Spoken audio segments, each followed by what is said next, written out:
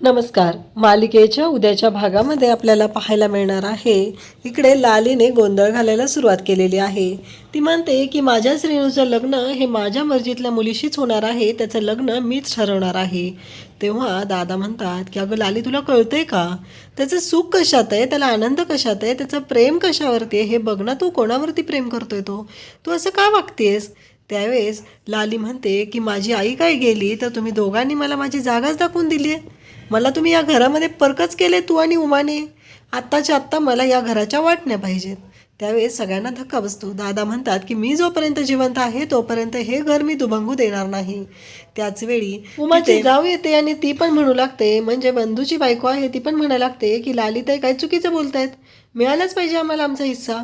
दादांना आणि उमाला खूप वाईट वाटतं. ते दोघंजण म्हणतात की तुम्ही या घरामध्ये सुखाने राहा, आम्ही हे घर सोडून जात आहे.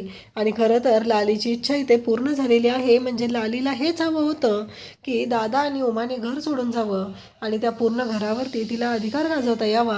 आणि तिच्या मनाप्रमाणे घडल्यामुळं ती खूपच खुश झालेली आहे.